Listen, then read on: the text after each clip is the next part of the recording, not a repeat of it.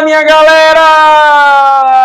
Olha o tema da nossa aula de hoje. A nossa aula de hoje a gente vai falar sobre respiração celular, respiração aeróbica. Antes de começar, deixa o seu like, se inscreve no canal e compartilha para mais pessoas poderem aproveitar essa aula maravilhosa sobre respiração celular, respiração aeróbica. Para vocês entenderem essa aula, eu vou evocar superpoderes. Ai não, Daniel, para, meu Deus do céu. Você deixa eu fazer parte lúdica? A parte lúdica para meus alunos entenderem o processo, entendeu? Deixa eu fazer? Tô dando aula, pô. Vamos lá.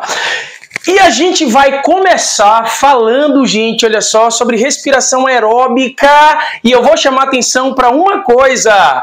É o processo de quebra total da molécula de glicose. Daniel, a respiração aeróbica só é feita com glicose? A célula só pode usar a glicose como fonte de energia? Não, gente. Ó, a glicose é a fonte primordial, a fonte principal, a fonte preferencial de toda e qualquer célula. Na ausência de glicose, ela pode usar a segunda via metabólica, que é a gordura, e na ausência da gordura, ela pode utilizar proteínas como fontes de energia, sendo essa terceira opção não tão interessante, porque já começa a comprometer o metabolismo, beleza? Bom, esse processo de respiração aeróbica assim é chamado porque utiliza o gás oxigênio, coisa que na fermentação não ocorre. A fermentação é um processo de respiração anaeróbica porque não utiliza o gás oxigênio. Vale ressaltar que nos eucariotos,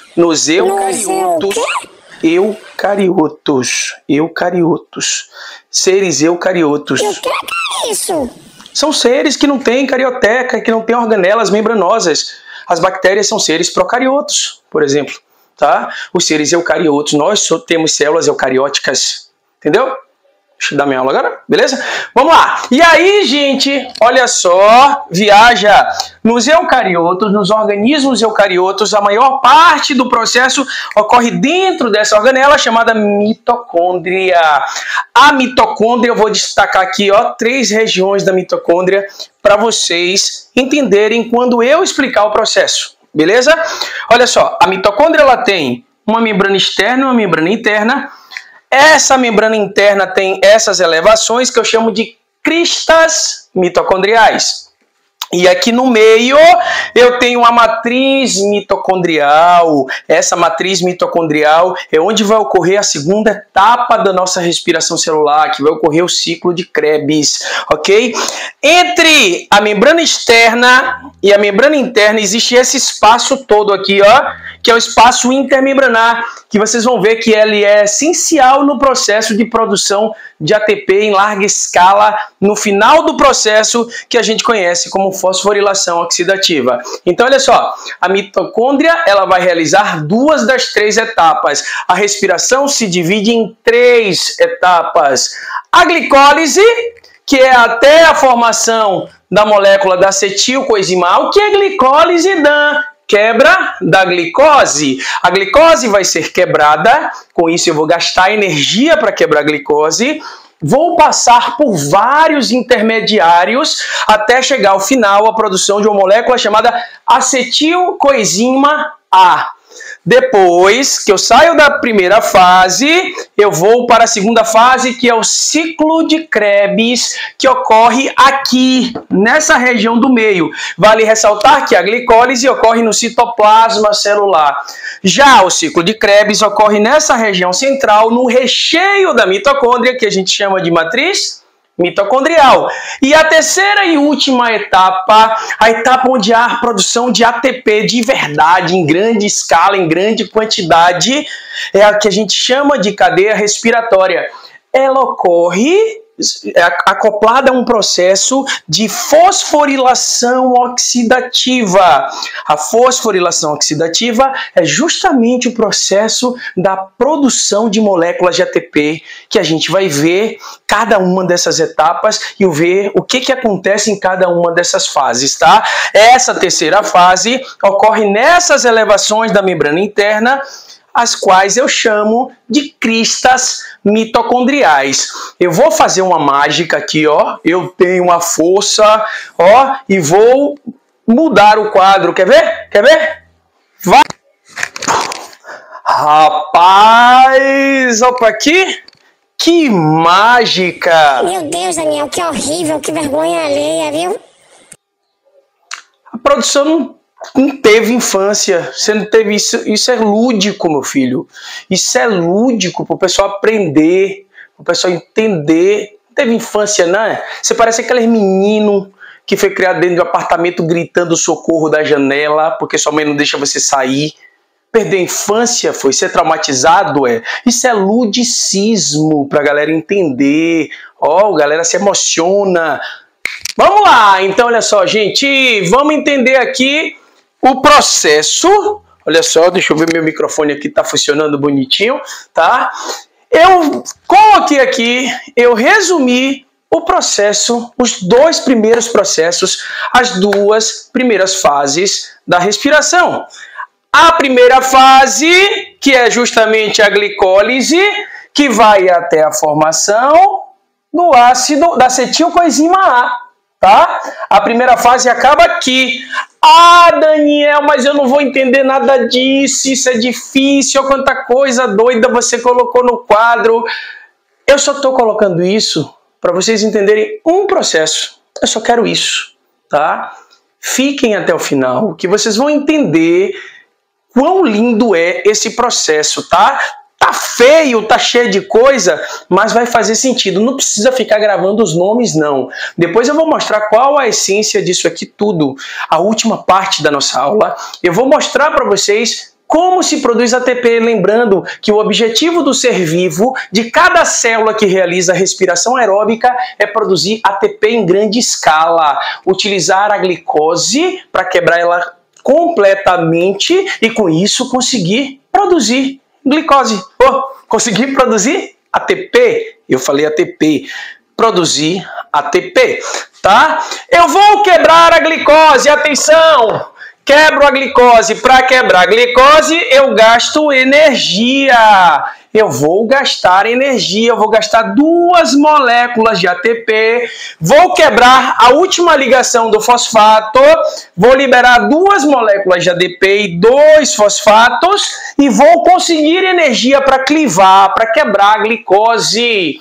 Nesse processo, ó, quando eu quebro a glicose, eu passo por 9 intermediários até formar 2 moléculas de ácido pirúvico. Eu tenho que saber, não, esses 9 intermediários? Não, loucura. É muita coisa. É coisa que as provas de vestibular não vai cobrar de vocês, tá? Então eu não preciso saber quais são os 9 intermediários, mas eu preciso saber que nessa passagem há alguns processos importantes que eu não posso deixar de saber. Nessa série de transformações, eu vou ter algumas transformações de oxirredução, onde o NAD, que é NAD, Daniel? Nicotinamida adenina dinucleotídeo, que é um aceptor intermediário de elétrons hidrogênios. Ele entra na reação para tirar. O NAD está oxidado, sai como um NAD reduzido. Ah, mas eu não sei. Como é que isso acontece? Eu vou explicar. Espera aí, ó. Bora fazer uma mágica aqui. Eu vou explicar agora como é esse processo de oxirredução. Depois a gente volta. Abre aí a janelinha. Abre um parêntese. Vamos lá? Bom, vamos entender essa reação de oxirredução envolvendo o NAD. Perceba que lá, naquele desenho todo que eu fiz, eu mostrei o NAD entrando como NAD+, e saindo como NADH mais H+, tá? Esse NAD aqui é chamado de NAD oxidado. Por quê? Porque ele está com falta de elétrons. Esse NAD aqui é chamado de NAD reduzido. Por quê? Porque ele está com elétrons, com sobra de elétrons. Nesse caso é o seguinte, a ideia é a seguinte, o NAD, olha ele aqui, ó gente, ele entra como NAD+.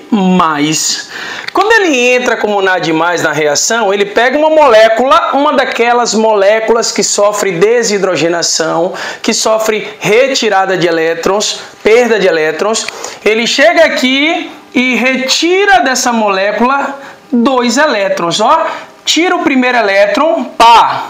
Na hora que ele tira o primeiro elétron, ó, se ele tem carga positiva, é porque ele tem elétrons a menos. O elétron é carga negativa, tá? Se ele está como NAD+, é porque está faltando um elétron. Quando ele entra na reação e puxa um elétron para ele, ele vira somente NAD zero, NAD zerado.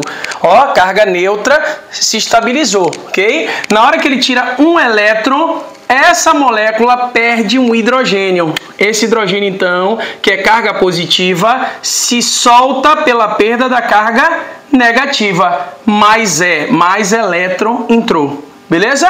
Bom, o NAD agora tem capacidade de tirar outro elétron. Quando ele tira o segundo elétron, ele vira NAD-. Ó.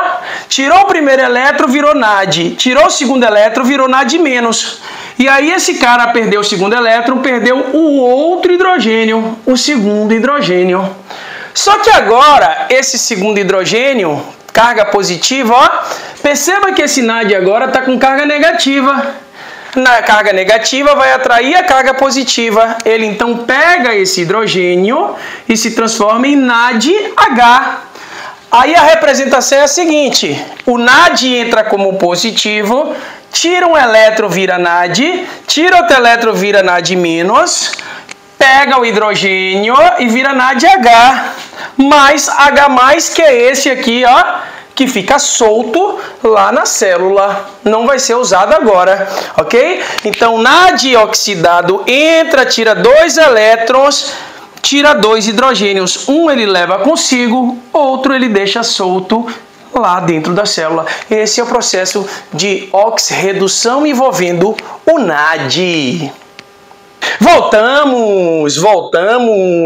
Agora que você já sabe todo o processo de oxirredução do NAD para retirar o elétron, vocês vão ver o quão importante ele é. Ele é a essência do processo todo de respiração. Acredite, eu só fiz isso tudo, eu só esquematizei isso tudo para mostrar para vocês o quão importante é esses processos de desidrogenação, de um lado e de outro. Lembre-se que a glicose vai ser clivada em 2 ramificações de moléculas, 9 de um lado, 9 de outro, até formar a 10ª molécula de ácido pirúvico de um lado, ácido pirúvico de outro. Então, tudo que acontece lá, depois da quebra, acontece cá também. O NAD entra, a molécula de NAD entra, retira hidrogênios. Ó, como eu acabei de explicar, esse hidrogênio fica solto, certo? E o NAD só leva um, de um lado e de outro. Só que nesses processos de transformação, eu consegui energia para fosforilar o ADP, pegar o ADP e juntar ao fosfato, formando 2 moléculas de ATP de um lado, 2 moléculas de ATP do outro, totalizando 4 ATPs, assim como na fermentação. Então perceba que até a formação do ácido pirúvico, respiração e fermentação são processos muito semelhantes. E isso leva a gente a acreditar que a respiração aeróbica é um processo de evolução da fermentação. As primeiras células provavelmente realizavam fermentação e, posteriormente, no processo evolutivo, elas foram adquirindo enzimas a partir de mutações genéticas que permitia com que ela conseguisse não mais quebrar a glicose de forma parcial, como ocorre na fermentação, mas sim de forma total, como ocorre na respiração aeróbica, ok? Então, olha só, até o ácido pirúvico, tanto a respiração como as fermentações são processos idênticos, são processos iguais, ok? Bom, eu então tive toda essa transformação, produzi o ácido pirúvico que se uniu, ó, eu não posso esquecer das desidrogenações, não posso esquecer, porque ela vai ser essencial. Outra coisa, essa molécula de ATP e aquela aqui, ó, que a gente ainda vai falar, produzido no ciclo de Krebs, toda molécula de ATP que é produzido durante as duas primeiras fases, glicólise e ciclo de Krebs, é chamado de ATP produzido a nível do substrato, tá? O resto, que é a maior parte de ATP, que é produzido na cadeia respiratória com processo de fosforilação oxidativa, não é ATP a nível de substrato. É ATP produzido lá no final a partir de um processo que a gente já vai ver. Segura aí, certo? Bom, o ácido pirúvico formado eu vou mostrar, gente, ó, são dois processos iguais. O que está acontecendo aqui, então eu vou mostrar só de um lado. Beleza? O ácido pirúvico se junta a acetilcoenzima A. Ao se juntar e ao ocorrer uma série de processos, vai formar acetilcoenzima A. Prof, ó, desculpa, vai formar, ó, ela se junta a coenzima A. Por que você botou acetil aqui? Porque, ó, eu esqueci, acabei botando. Ou seja, o ácido pirúvico se junta a coenzima A. Quando o ácido pirúvico se junta com a coenzima A, vai formar a molécula de acetilcoenzima A, que eu dei uma resumidinha aqui para facilitar e botei só CoA, tá? Beleza? Mas para que o ácido pirúvico e a coenzima A se transformem em acetilcoenzima A, houve a necessidade de saída do gás carbônico e, atenção, um processo muito importante. Você já falou isso, meu filho? Eu sei que eu já falei. Eu posso dar minha aula? Posso? Ó. O NAD vai entrar na reação para tirar hidrogênio. Vocês não podem esquecer disso. Isso é o mais importante. As desidrogenações que ocorrem pelo NAD e na mitocôndria também pelo FAD são os processos mais importantes para eu conseguir no final produzir ATP em grande escala. Beleza? Então, ó, quando o NAD tira hidrogênio, o gás carbônico sai, forma acetilcoenzima A. Essa molécula de acetilcoenzima A vai adentrar a mitocôndria. Lembre-se que todo esse processo está ocorrendo aqui, ó, no citoplasma. Ela vai adentrar a mitocôndria, vai chegar na matriz, no meio da mitocôndria, na matriz mitocondrial, e vai se transformar em ácido cítrico. Como, Dan? Ela vai perder a coenzima A, ela vai ganhar água e vai se juntar a uma molécula de oxalacetato. Ácido oxalacético, que meio aquoso vira oxalacetato, tá? Porque ele dissocia e se mistura com acetil para formar o ácido cítrico. Eu trago para cá, ó. Perceba que eu já estou em transição. Quando eu chego no ácido cítrico, eu já estou aqui, ó, ciclo de Krebs. Eu saí da glicólise, vim para o ciclo de Krebs. Aqui já está na matriz mitocondrial, tá? Nesse ciclo de Krebs, ó, de novo, aquele processo que eu mostrei aqui. O oxalacetato vai se juntar ao radical acetil, que vai perder a coenzima A, vai entrar água e vai formar o ácido cítrico.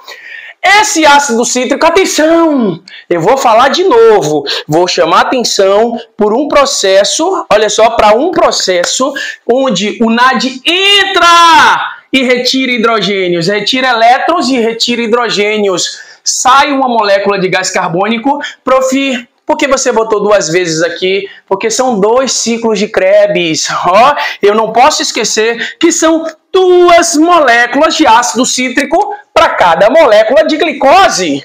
E aí, esse ácido cítrico... Gente, isso aqui é um resumo, tá? Eu fiz um resumo, vocês não precisam ficar gravando os nomes. Eu gosto que vocês gravem o nome da acetilcoenzima A, do ácido cítrico, que é o primeiro componente, e por conta do ácido cítrico, o ciclo também é chamado de ciclo do ácido cítrico, tá? Mas não precisa ficar gravando tudo. É o ciclo de Krebs ou ciclo do ácido cítrico.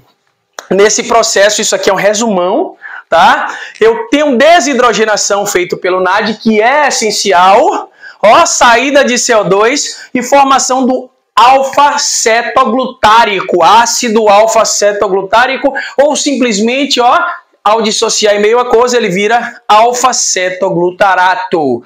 Esse alfa-cetoglutarato, atenção, de novo, olha só, o NAD entra de novo nas reações para tirar hidrogênios. Tá? E ao tirar hidrogênios, olha só, eu vou fazer transformações. Sai CO2. Atenção, ó, ATP sendo produzido, eu tenho 2 ciclos de Krebs, porque eu tenho 2 ácidos cítricos. Então, ó, eu te produzi um ATP aqui e no outro ciclo de Krebs produzi outro. Então, por cada molécula de glicose, no ciclo de Krebs eu vou produzir, ó, 2 moléculas de ATP. 2 ciclos de Krebs, 2 moléculas de ATP, tá? Ao todo, se a gente for parar para contar, eu produzi 4 moléculas de ATP, tá? E mais 5, 6 moléculas de ATP produzidas a nível do substrato. Beleza? Bom, eu então tenho também, além da molécula de ATP, a entrada de água formando o succinato, ou ácido succínico.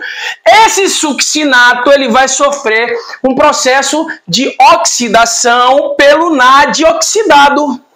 Esse NAD igualmente ao FAD, só que agora é a flavina adenina dinucleotídeo, com a mesma função do NAD, ele entra na reação e captura elétrons e hidrogênios, faz a oxidação do succinato, tirando elétrons e posteriormente hidrogênio, formando isso aqui, ó, largando hidrogênio e levando hidrogênio. Beleza?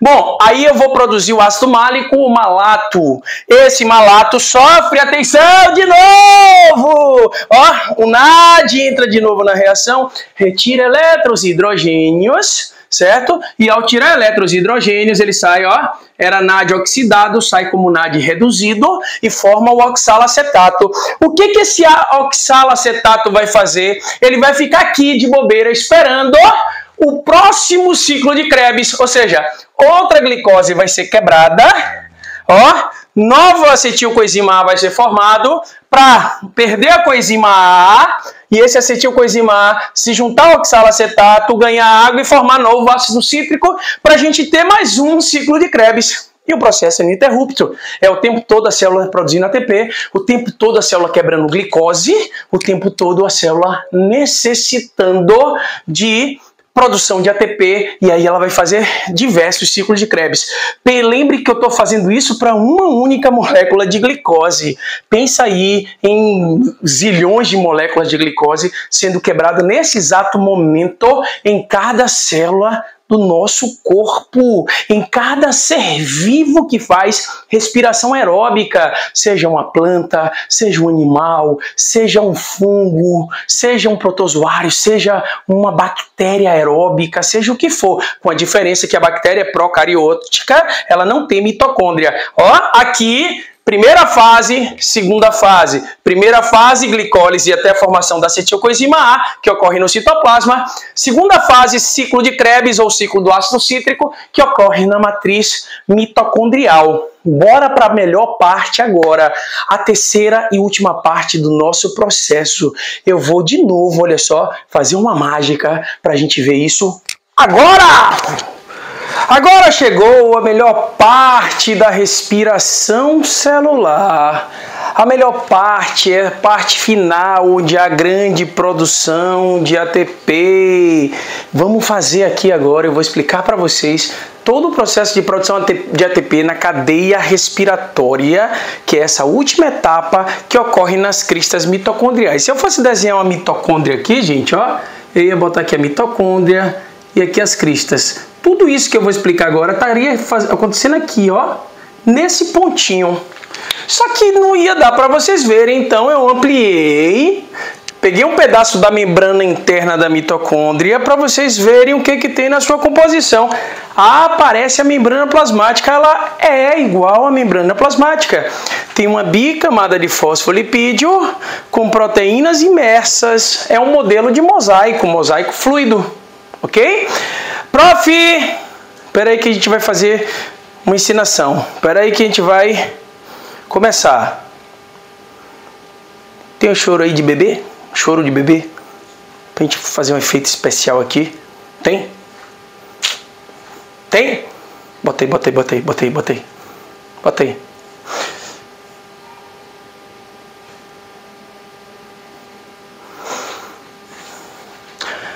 O que foi ATP sintase?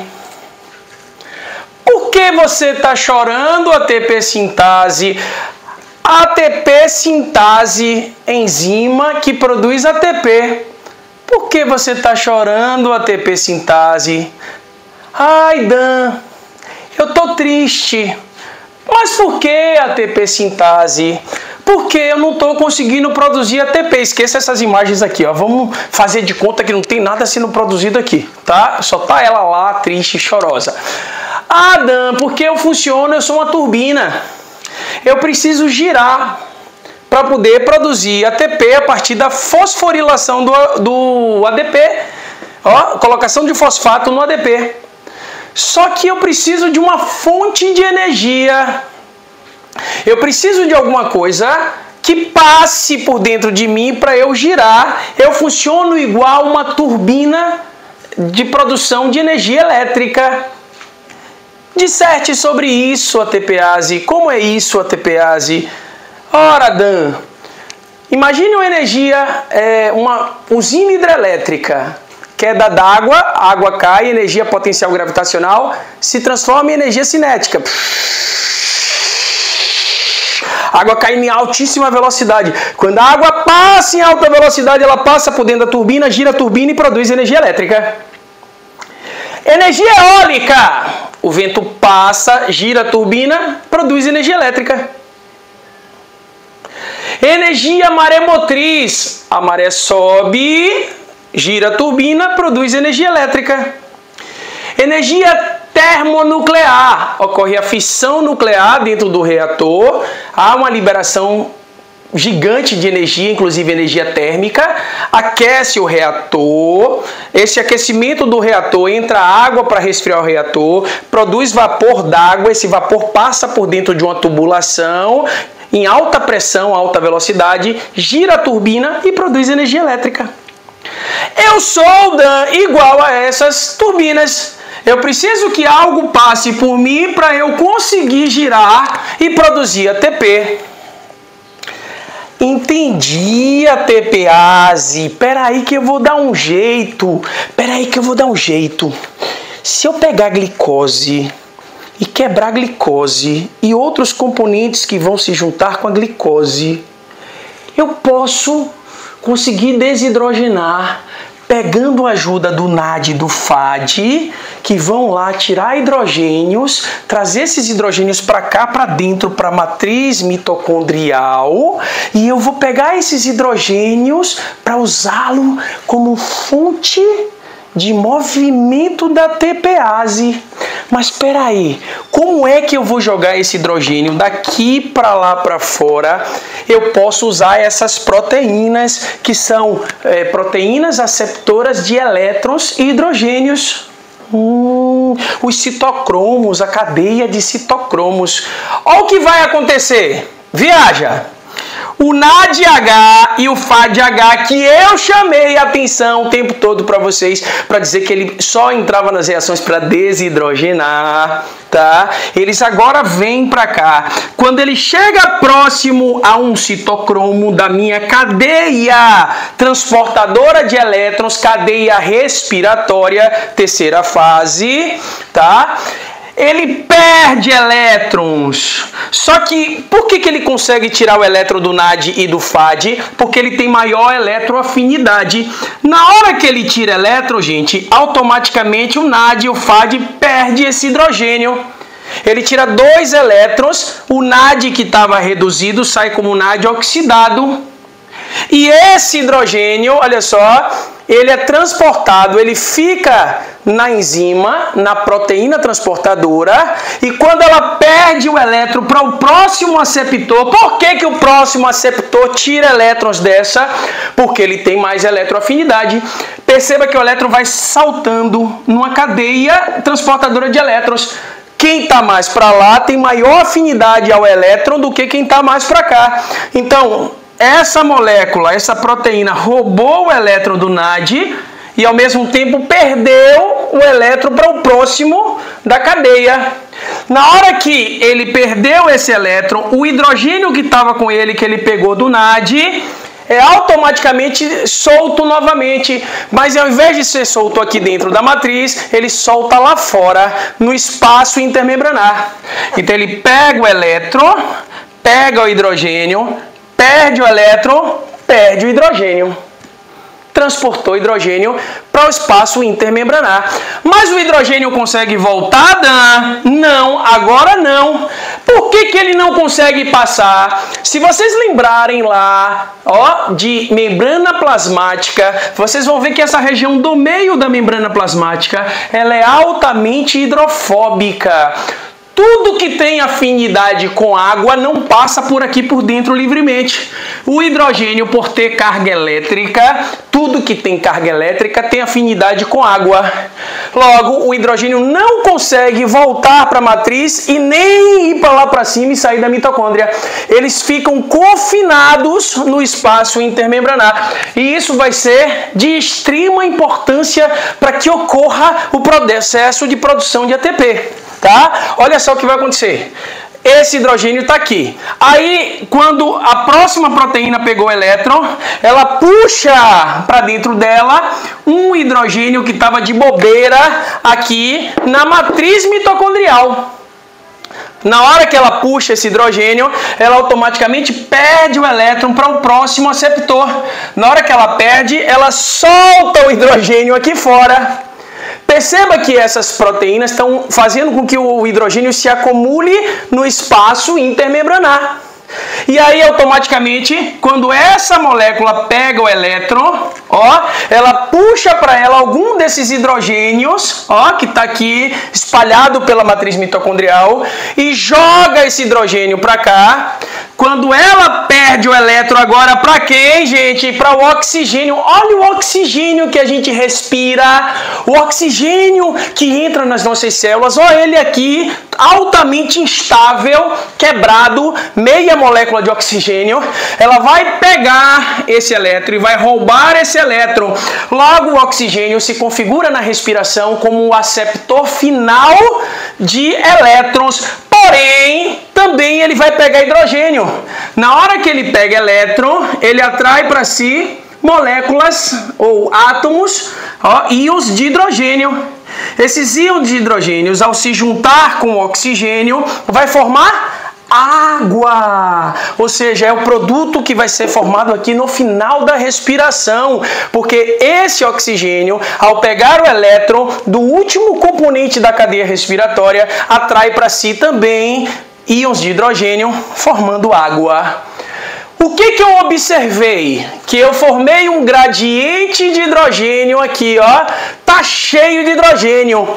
Mas esses hidrogênios que estão aqui dentro, eles começam a diminuir cada vez mais. E esse é o papel essencial do oxigênio na respiração. Esse oxigênio, ele existe, ele é útil, ele é necessário para que esse hidrogênio não fique em alta concentração. Porque vocês vão ver, ó, daqui a pouco eu vou mostrar para vocês o que essa alta concentração de hidrogênio causaria. Esse oxigênio, então, ele tem o papel fundamental de reduzir as concentrações de hidrogênio na matriz mitocondrial, formando água. Porque a concentração grande de hidrogênio tem que ser no espaço intermembranar. Depois disso tudo, os hidrogênios ficam, ai, ai, ai, ai, me solte, me solte. O que foi, hidrogênio? Eu não gosto de você.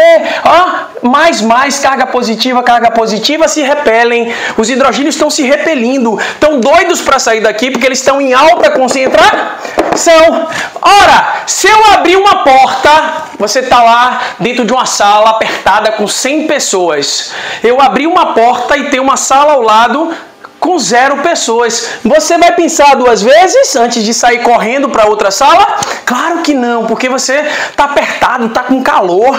Você quer ir para o local que tem menor concentração. Se o hidrogênio está mais concentrado no espaço intermembranar e a concentração de hidrogênio da matriz mitocondrial caiu, por quais motivos? Primeiro, porque parte desse hidrogênio foi externalizado e outra parte virou água, capturado pelo oxigênio, tá? O que vai acontecer? O espaço intermembranar vai ter uma concentração muito maior de hidrogênio do que a matriz mitocondrial. A ATPase, a ATP sintase, abre seu canal. Abre o canal! Aí ela abre. Na hora que ela abre, esses hidrogênios que estão todos aqui falam, galera, abriu! Lá lá dentro tá com baixa concentração, bora entrar! Os hidrogênios correm em altíssima velocidade, ele passa por dentro da tepease e gira a tepease. O que eu queria? Eu queria justamente alguém que entrasse em alta velocidade para a tepease, para girar a tepease. Quando ela gira, ela funciona igual uma turbina. Ela consegue energia para fosforilar, para pegar o ADP, juntar com fosfato e produzir ATP em larga escala. Enquanto esses hidrogênios entram pelo canal da ATP sintase, esse ATP passa a ser produzido em larga escala. Puxa, prof, então você resumiu toda a respiração nisso aí. O que é a respiração aeróbica? É um processo de quebra de glicose, tá? E nesses processos há desidrogenações em duas fases, na glicólise até a formação da acetilcoenzima A e posteriormente no ciclo de Krebs, para que haja hidrogênios suficientes que serão trazidos para a matriz, serão externalizados no espaço intermembranar e depois retornam quando essa concentração de hidrogênio estiver baixa, né? E quem vai ajudar a baixar essa concentração? A externalização do hidrogênio e as moléculas de oxigênio formando água. Quando essa concentração estiver baixa, esses hidrogênios vão passar por dentro da tepease, ela vai girar e vai começar a fosforilar para produzir ATP. É só isso. Isso é respiração aeróbica. Que coisa linda! Se arrepeio todo, me arrepiei, ó pra cá. ATP é produzido em larga escala por causa do movimento dessa tepease. Agora imagine, eu estou mostrando isso para vocês, para uma glicose. Imagine milhões de glicoses sendo quebradas o tempo todo num processo em larga escala, como se fosse uma indústria, as nossas células trabalhando e produzindo o tempo todo ATP. Dan, explica aí por que a gente morre quando falta oxigênio na nossa respiração. Se a gente não respirar, por que as nossas células colapsam? Por que elas entram em colapso? Gente, uma célula para funcionar bem, ela precisa de energia, ela precisa estar produzindo ATP. Porque todas as reações metabólicas, processos catabólicos, processos de quebra, demandam ATP. Tá? Então eu preciso em todas as reações, todas, gente, contração muscular, seja o que for, né? Pensar, mandar impulso nervoso, sofrer de paixão, chorar de emoção, estudar, tudo que vocês imaginam que faz o seu corpo funcionar como um corpo humano, como um corpo vivo, demanda energia. E essa energia para realizar trabalho biológico é retirado das moléculas de ATP. Se eu não tenho oxigênio, o que vai acontecer com a concentração de hidrogênio na matriz mitocondrial? Fica alta. Eu ouvi isso? Fica alta. O que vai acontecer se essa concentração de hidrogênio estiver alta? Esses hidrogênios do espaço intermembranar não vão entrar com o mesmo ímpeto, com a mesma velocidade. Se as concentrações daqui forem iguais às daqui, ele nem entra. Mas se a concentração daqui tiver um pouco só mais baixa que a daqui, essa entrada de de hidrogênio vai ser lenta e essa produção de ATP vai ser baixa. A célula para de realizar ou diminui drasticamente o seu processo de produção de ATP. E isso vai gerar o quê? Isso vai gerar, gente, déficit energético que leva a célula ao colapso e à morte. É por isso que a ausência do oxigênio mata a gente. Caiu uma questão na Baiana de Medicina, caiu uma questão no Enem que falava sobre o bloqueio da cadeia respiratória. Mas isso a gente vai ver na próxima aula. Beijo!